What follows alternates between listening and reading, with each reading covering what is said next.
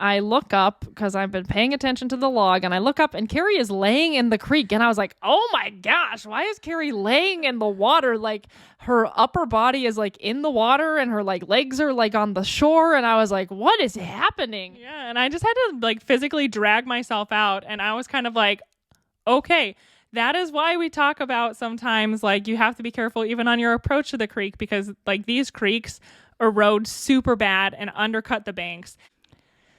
Hi, I'm Carrie. And I'm Molly. And you're listening to the Two Sisters on Adventures podcast. So today we're going to talk about our third day in the Glacier Peak Wilderness. This was the day that I'd been dreading because it includes crossing the infamous Kennedy Creek. And Molly was saying at the end of last episode that I guess she didn't know about Kennedy Creek, but Carrie had not revealed to me that it existed or that it was also a somewhat challenging crossing. I didn't know why she was laying awake before drifting off into her deep sleep. Yeah. Also, like contemplating what it would be like to cross Kennedy Creek. I was just like running around picking berries and such. Yeah. Well, do you wish that you had known to let it be making you anxious? No, not at all. Yeah. I mean, it was something that we couldn't really solve the problem until we got there. So why make someone stress out? But I did sleep totally fine that night. I wrote in my notes that I slept 11 hours. Wow. Once again, double digits. Yeah, sleeping like a baby, no matter how sketchy it seems. But we got up kind of early for us on that Glacier Peak Wilderness trip. I think we got up about like 8 a.m. or so is what my watch told me. Because we wanted to make it to the creek before, it was going to run really hard because it's close to a glacier. And so as like the heat of the day causes them to melt more, the rivers can rage a bit more. And we've seen that like when we crossed Russell Creek in the Mount Jefferson Wilderness, how we were able to cross it pretty easily early in the morning. And someone else said like at 4 or 5 p.m. they had to just sleep on the bank and wait for it to go down because it was so high, which could also... Or we even crossed it like via a rock hop at like 9:30 a.m. And then when we crossed it at 3 p.m., the previous day, it took a couple steps of like in the water. So yeah, glacial streams or creeks certainly can fluctuate throughout the day.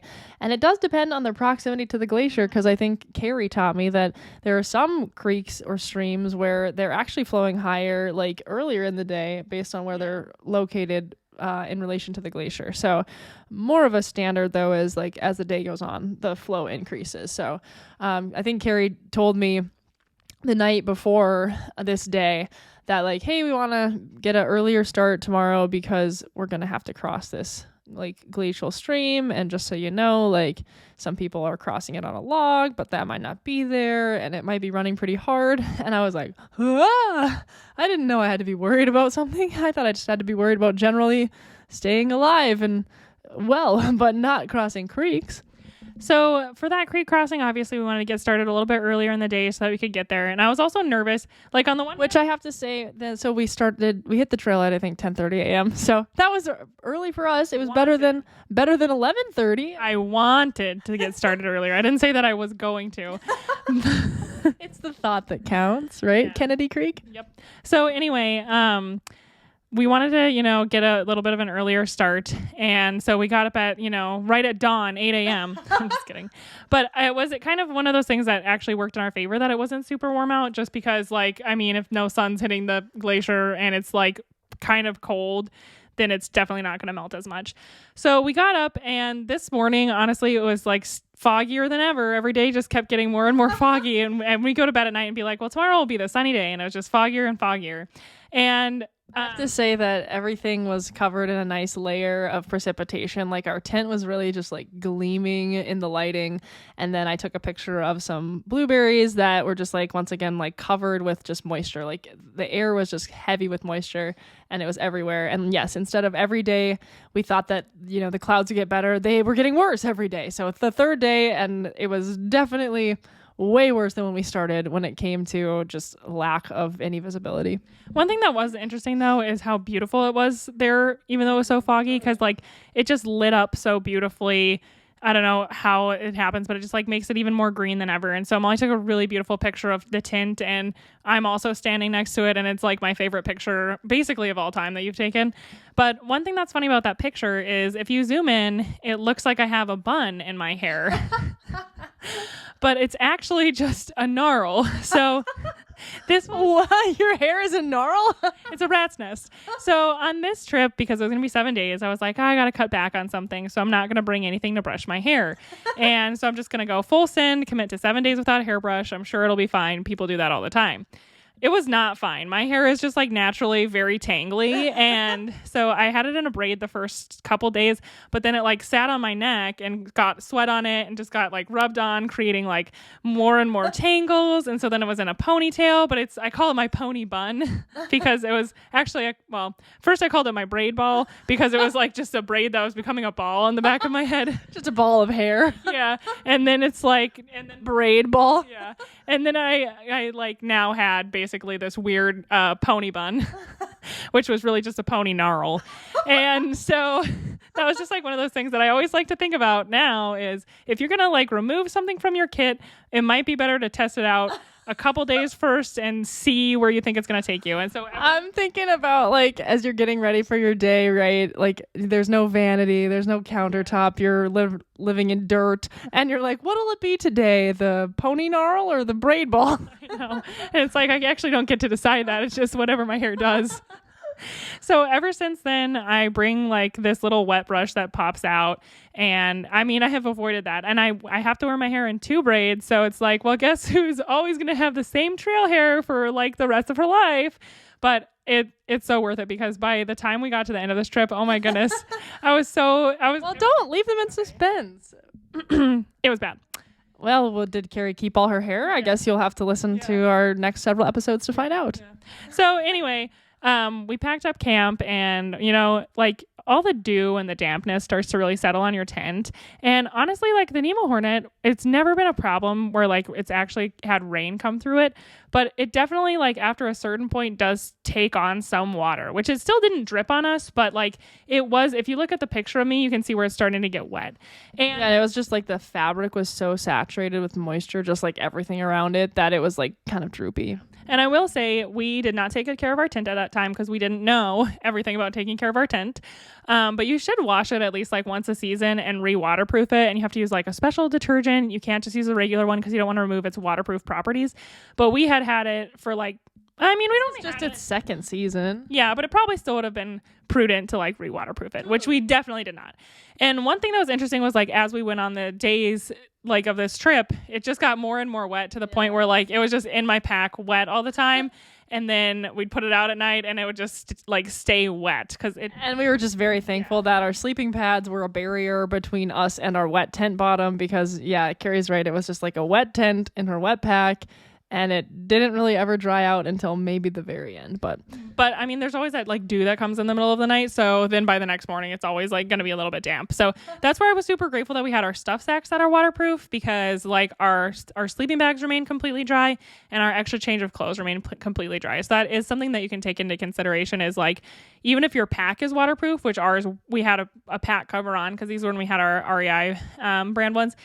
But even if you have a pack cover on, you still have to think about what you put inside of your pack that could get other things wet. And so then the goal of the stuff sacks is that we had a wet tent in the pack, and then the wet tent didn't make anything else wet because everything else was in its waterproof stuff sack. We were heading down towards Kennedy Creek, which I think was about 3 miles or so from where we camped. And it was a really beautiful forest. But I don't know, I felt like I was personally just a little nervous because I didn't know what the creek would look like. And so we were heading down a slope and it was a little bit muddy and my footing was a little weird and I slipped and actually fell backwards and kind of like slid down the trail a little ways. And I think we didn't realize it at the time, but I'd actually gotten a tear in the mesh of my pack, which fortunately nothing came out. But I think like shortly after that, we looked and we were like, oh, like there's actually a gaping hole in my pack. So we quickly like found a trail solution of we had lids for our bowls back then. I kind of forgot about that. Wow. At that time we were using hard-sided bowls for our oatmeal with lids. And so we just like put a lid right over where the hole was in the mesh and problem solved. Hole is no longer in existence. We've got a lid there. Wow, I forgot about that. So anyways, we headed closer, like we're going downhill, so we know we're heading towards a creek, because either in the Glacier Peak Wilderness you're heading uphill towards a pass or downhill towards a creek. There's only two options. So I could start to hear the rush of the waters, and it's always so intimidating because I think, since it's in a valley, it's like echoing, and it sounds pretty intimidating, and we can't even round the corner and see it yet, but we can definitely hear the creek flowing. Yeah, so and the thing was, it was like we were going through beautiful forest, but it was almost hard to enjoy because it was so like nerve-wracking to hear the creek get louder and louder as you got closer. And so you kind of pop out onto this, like these banks that are just made of like rocks that have come tumbling down the mountains, and there's like some silt and sand, so they're all kind of compacted together. And there was a couple cairns leading towards where this huge log, like massive log, was laying all the way across the river. And I mean, it's pretty intimidating when you actually see it. Like, it's probably like 4 or 5 feet above the water, I'd say. I mean, it might, like probably 3 feet or so, because like our legs weren't touching the water. Yeah. So it's like sitting above the water. And I mean, you always have to think about the consequences of like what happens if you fall in.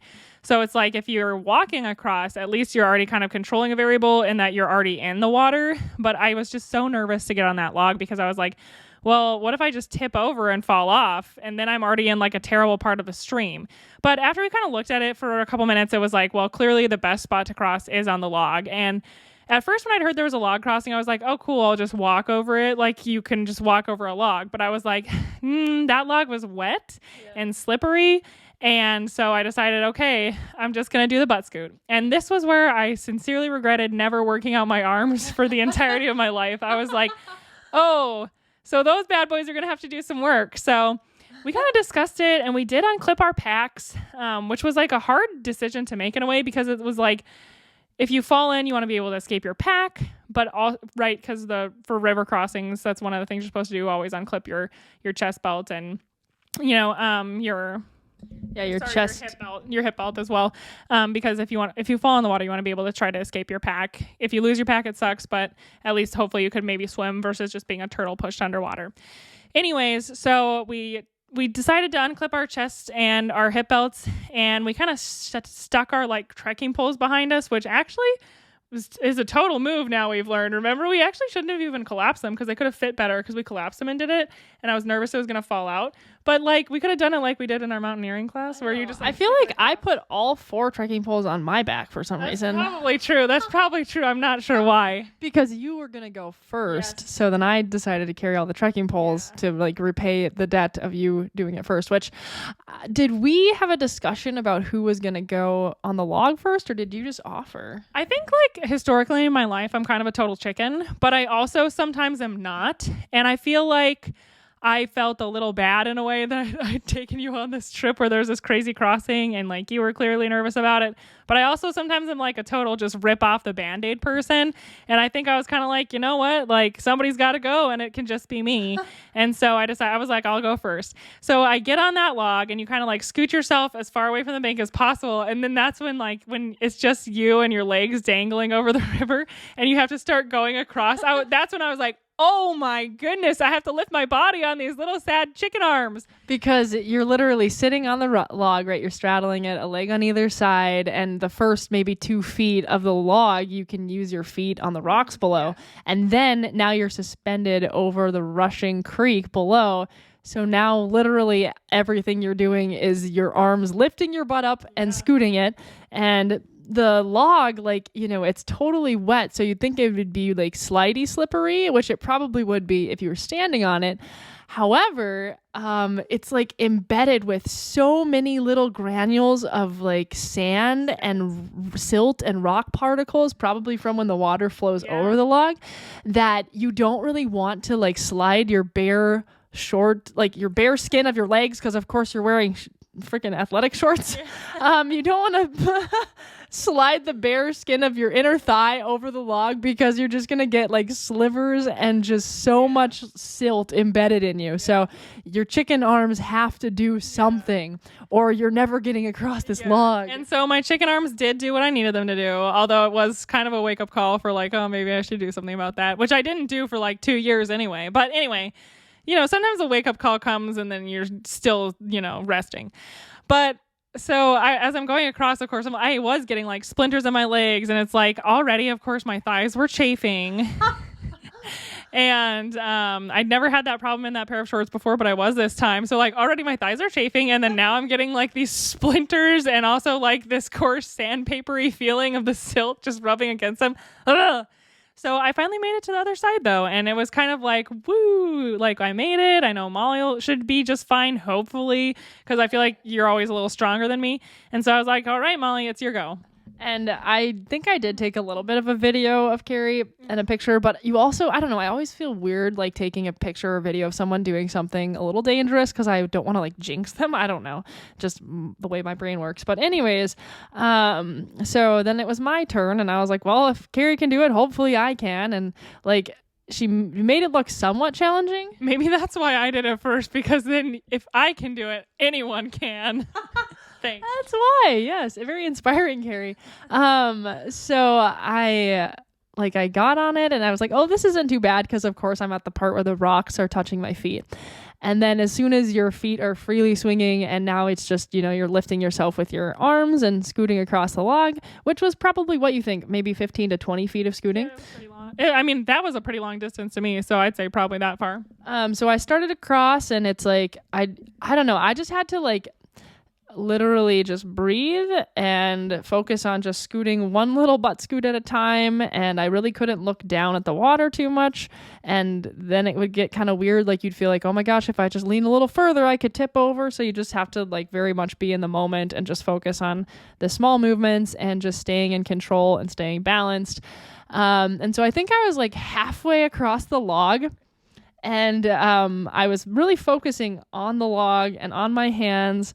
And so about halfway across the log, I looked up Let me tell it. Okay. Yeah, you got it. Don't wreck the setup. So Molly's going across the log and I'm like, what am I going to do? Just watch her? Like, oh, let me watch. She doesn't need any coaching from me because it's just butt scooting across. And I have my horrible inner thigh chafing with like extra silt on it. And I was like, I can't go on like for the whole rest of the day without cleaning this off. And my hands were all like silty and splintery and disgusting. And so I thought, I'm just going to go down to the edge of the creek and I'm just going to like find a good spot and like dip in one hand at a time and kind of just splash some water on my legs so that ideally I don't have to deal with all this silt, even though it is silty water. But I was like, I don't really want to use my personal water bottle to do that because I knew we were still several miles away from like having water again. So I go down to the edge of the river. Molly's butt scooting along, and at the pace of roughly a snail. Yeah, well, it's a safety snail. Yeah. And I made sure I had 3 points of contact because I was like, I do not want to fall into this creek because that could be very bad. And I mean, it was running pretty hard. And so I had 1 foot on one rock, 1 foot on a different rock, and my hand on another rock. And I reached my other hand into the creek. And while I was in there, my hand hold and one of my footholds just collapsed into the river, and all of a sudden I was just like I wasn't fully in the creek, but I was like basically face down being pushed into the creek with like my foot had hit the creek again, but like I kind of understood then like how powerful a river could be and why you would not want to be in your pack, because my pack was literally pushing me down and like trying to push me under and into the creek. And I had to just kind of, I don't even know what I did. So I'm on the log and I look up because I've been paying attention to the log, and I look up and Carrie is laying in the creek. And I was like, oh my gosh, why is Carrie laying in the water? Like her upper body is like in the water and her like legs are like on the shore. And I was like, what is happening? Yeah. And I just had to like physically drag myself out. And I was kind of like, okay. That is why we talk about sometimes like you have to be careful even on your approach to the creek, because like these creeks erode super bad and undercut the banks. And like the 3 points of contact that I had was a great plan. But when 2 of the 3 went into the creek, I mean, I'm honestly just like so thankful and blessed that I didn't fall in it worse. And maybe I would have been fine and gotten out okay, but it did also kind of make me recommit to the concept of like you should unbuckle your chest and hip belts, because like your pack seriously was, my pack was like, put your head in this water. Come on, Carrie, don't you want to go downstream? Let's go. And I'm like, no. And it's like, put it in. And so thankfully everything turned out fine. And I was able to get back out. And I mean, it was just a real eye opener of how like powerful a creek can be and how careful you should be approaching it and on the banks of it. I think that we talked about that a decent amount in our Timberline Trail series. And the reason that we are really conscious of that is because I did kind of make a mistake, and I probably didn't really need to approach the bank because I should have just sucked it up and poured some of my own water on it. But in the end, everything worked out. Molly made it the rest of the way across. And so I couldn't do anything to help her. I could just be on the log. So I did finish crossing the river on the log. And at this point, Carrie was, she was okay. But it was a weird experience for that moment when she was like going into the creek. And I was like, what is she doing? And so then Carrie was like, hey, like, because I think I got off the log and I was like, okay, I feel like I need to like kind of rinse off. And she was like, yeah, don't do that. Because that was why I was laying in the water, is because I was going to try to rinse off. And then the bank collapsed. Yeah. So I feel like I was standing like kind of just near the log, and literally the bank kind of collapsed on me as well. I wasn't even close to the river or to the creek, but all of a sudden, like the rock I was standing on, it moved and like my feet kind of sunk down like a foot. And so here, this whole trip, the 3 days, this is the third day. So the 2 days prior, going on a trip this long for 90 miles to our car, like with no other exit strategy necessarily, I was like weirdly concerned about getting an ankle sprain. I was like, oh my gosh, like what if I sprain my ankle and then we have to walk like 80 more miles and I can't do that, what am I gonna do? So of course it's never the thing I think is gonna happen that I'm worried about. So this time, right, it's like it's not an ankle sprain, but literally I'm standing on this rock and it like the sand or whatever shifts below it, and I actually had this like bowling ball sized rock like roll across my leg, and so it skinned the front of my shin, and I just had this like mildly gaping skin wound that was like bleeding, and I was like, oh, so there's that, a bloody shin. So we crossed Kennedy Creek and we made it across bloodied and battered and wet and filled with splinters and silt, and you know what, I'd do it again. Yeah. I think that crossing Kennedy Creek was probably like a 30 to 40 minute affair when it's all said and done, because like, figuring out what you want to do, actually slowly butt scooting along and prepping everything, getting the trekking poles, Carrie taking a little swim, Molly getting her shin bloodied. It just takes a little time. So finally we were like squared away and ready to continue with our walk. And I feel like I was pretty exuberant because I was like, oh, we're alive. And that was like... There's actually a picture that we took, a selfie, as we were like walking away from the creek.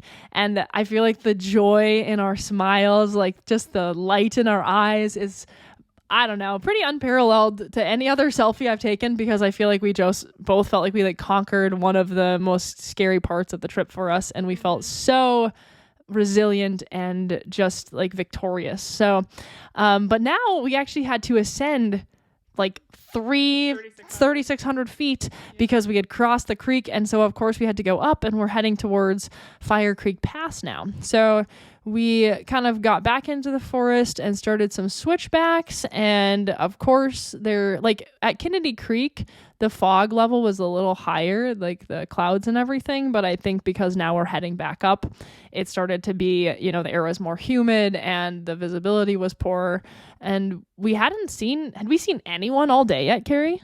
No, we hadn't seen anyone all day, and it's like 2 p.m. at this point. Which is kind of always like a weird vibe when it's like super foggy and you haven't seen anyone and you're not used to that. Like now I feel like sometimes that happens and I'm kind of like, sweet, it's super foggy and I haven't seen anyone. But then I was like, everyone knows that they shouldn't be out here except for us fools. But so yeah, we're kind of just like headed uphill, and all of a sudden we ran into these two guys that were, I don't remember, what were they doing out there? Were they just they just wanted to go on a section of the PCT, I think. So they were just section hiking, which is awesome. And I think one of their wives had like dropped them off at one part, and then they were going to pick them up at like at White Pass or no, not White Pass. So Highway 2. So they actually were heading back to a different trailhead, and I can't remember which trailhead it was, but it was one that had been closed within the last 2 days because of like a forest fire or something. And so when they stopped and talked to us, they were like, "Oh, someone so and so said, or like we saw a sign farther back that said that this trailhead was closed, but that's where we need to go because our car is going to be like our ride is coming to pick us up." And that's where we're supposed to meet them. And of course, they didn't have an inReach. They didn't have any way to communicate with anyone, outside of where they were. And so I'm always like pretty pro just like sharing my inReach with people because I feel like, I don't know, I feel like it's important to be able to communicate with your loved ones when you're in the wilderness. And so I kind of was like, well, why don't you just go ahead and text your wife from my phone so you can try to arrange a different pickup. And so then it was kind of funny though, because like he texts his wife and then it's like just no one's texting back. Well, first of all, I think it took a solid 30 minutes for the inReach to even send the message, which is the crazy thing. Like with an inReach, you think it's like, oh, I've got this very reliable form of communication in the middle of nowhere. But depending on the clouds and the forest and mountains, like it can take time for your message to send. So I think it took a good like 20 to 30 minutes for it to send. And then we were going to like wait for a reply. Yeah, so then of course, like you start to notice how it's super cold out because we'd been moving and going and ascending, and so we hadn't been all that taking dips in a creek. We hadn't been all that cold, but then all of a sudden we're just like standing there and they're in all their rain gear and I'm just like getting colder and colder. And so I was just like eating my Skittles, waiting, kind of like, okay, what's going to happen? And she never texted back the whole time we were waiting. So he finally just said, send her another message saying, we're going to try this exit point, meet us there.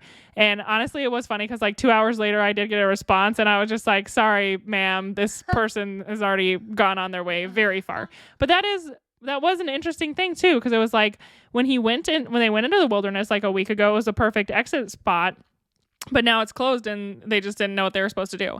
So I don't actually know what ended up happening, but we never read about two men never getting picked up in the Glacier Peak Wilderness. So I'm going to assume they worked it out. And they told us a little bit about their trip. They mentioned that there was this one section of the trail that was like really muddy and this one section where the trail got narrow. And the one, I think, were they brothers? Mm-hmm. Okay. The one brother, he was like having to step over this tree and he like almost fell backwards and he was like, and I was hanging by just my hands from this tree and my feet were hanging like over a cliff and we were like, oh my gosh. And it wasn't quite that dramatic when we got to the point, but they kind of gave us like a little bit of their trail beta and then we continued on. Yeah. And they didn't want to cross Kennedy Creek, I feel like either. I guess they wanted to know about crossing Kennedy Creek or something, but it also happened while we were visiting with them that this guy in a trash bag came walking by. Do you remember that? And he was just on a mission. He's like, right foot, left foot, right foot, left foot. Not actually saying that, but he was like on this mission. And I thought it was a trench coat because it was like hanging so far down, like over his knees. But was it a trash bag? He was wearing 2 trash bags and he had a trash bag over his pack, which was his rain gear, and that's fine. But I was just like, what is going on? And he just zoomed on past, and we were like, well, that's a PCT hiker because he for sure is on a mission. But you would have thought his name was Trash Bag, but it was something else. Yeah. So it just got more and more foggy after we left them, and it's like you're starting to feel like, oh, maybe I shouldn't be so hopeful that today is all of a sudden going to be beautiful. And we kind of made our way up until we got to this point where you had to descend a little bit because you're going to cross like the tiniest, babyest creek in the world.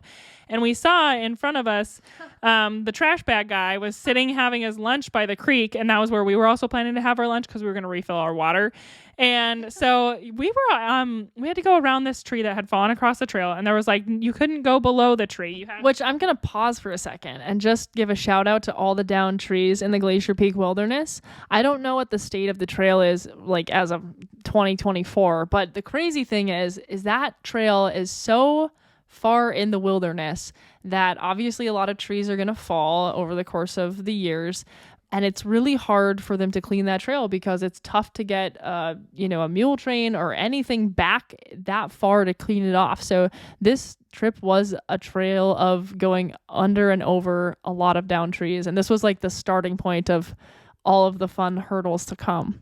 Yeah. So we had to go up probably about 20 feet, I'd say, just in the muddy hillside so that you could get to a point where they had cut a little foothold. Do you remember that? It was like chopped by an axe. It was a beautiful thing. Because it was such a wide tree. That's why you couldn't just climb over it down low. It was like massively wide. So we had to go up like 20 feet. And on our side, like uphill is always easier than downhill when you have really insecure footing. And so we were able to get up just fine and then cross over it. And then on the way down, I was kind of like, oh, this does not look good because it's basically just like a slope of mud. Like a steep, muddy bank with barely any vegetation to even shoot for to have any footing. No veg belays.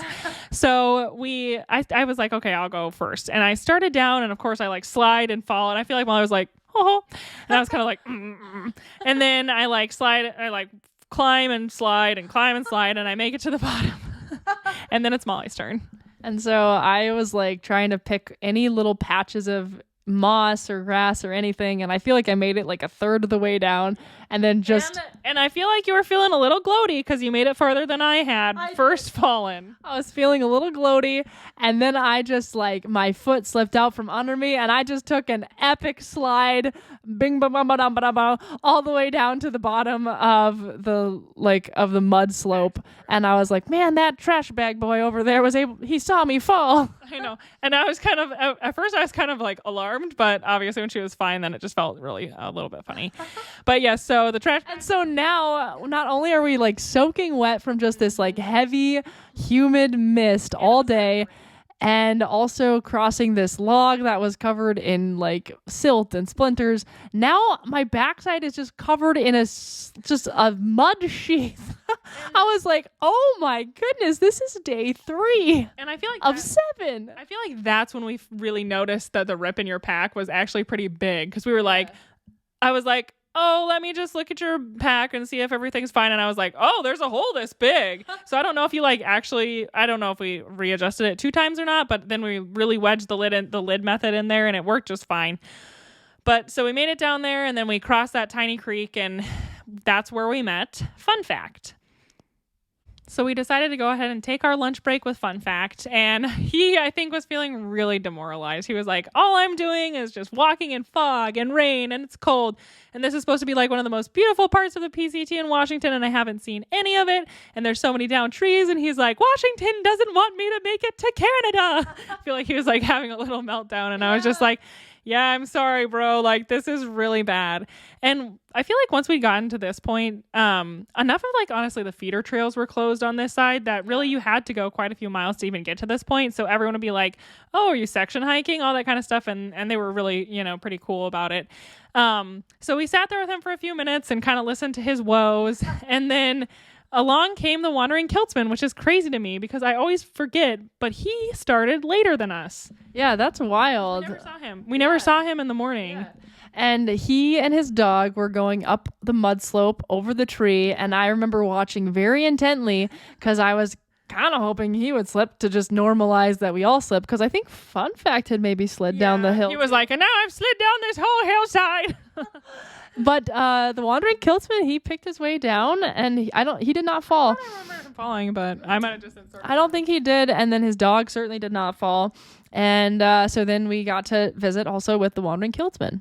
Yeah. And the funniest thing about that dog is it hiked from Mexico to Canada, but it also probably, in terms of the amount of miles it covered, it probably hiked from Mexico to Canada and back to Mexico. I don't know if he said that or not, but it's just like, he got there and it goes down the trail a little farther and then comes back and then it wants to have you throw its toy and come back, throw its toy and come back. And then it heard the high-pitched sound of a marmot whistling and then it just like ripped out of there like up to the hillside and all over, and it's like that dog is putting on like so many miles. It is just mind-blowing. It's probably hiked like the length of like the Pacific Crest Trail, the Continental Divide Trail, the Appalachian Trail, the Perimeter Trail. I mean, like, and just only during the time I was on the Pacific Crest Trail. So they should put like a little pedometer for dogs on it, actually. Yeah, they really should. So anyway, it was kind of nice. We just got to all kind of visit and share our sorrows over lunch at how the weather was terrible. We couldn't see anything. There's so many blowdowns. And it was funny because the Wandering Kiltsman, he was very funny. I remember about crossing the log in a kilt. He said that he's like, well, my dog just walked right across it very easily, but I had to butt scoot in a kilt.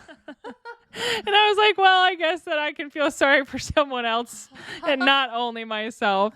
So it was honestly a little bit uplifting to have our little lunchtime with them. And then, eventually everybody kind of gets on their way. We were wanting to go to Mica Lake, which is a really beautiful lake in that area. It's like very dark in color, kind of like a crater lake, but with the rock around it being mica. Shout out to Tom Rentz for letting us know that probably the rock we were talking about in our first episode is mica, which I looked up a picture and it literally, yes, it looks like that kind of like broken glass look. So then after he said that to us, we were like, oh my gosh, there's literally a lake called Mica Lake. In the wilderness, so it all is adding up at this point. And also, if you're wanting to know about the high bush versus low bush thing, this is a total tangent. I looked it up, and I can't find anything about high bush or low bush huckleberries, only high bush or low bush blueberries.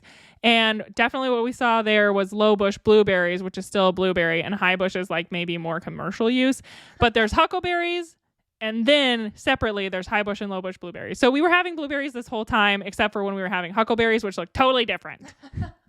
So anyway, we were trying to go to Mica Lake for the night. And so you kind of just keep climbing, and it was so disappointing because Fire Creek Pass is supposed to be so beautiful.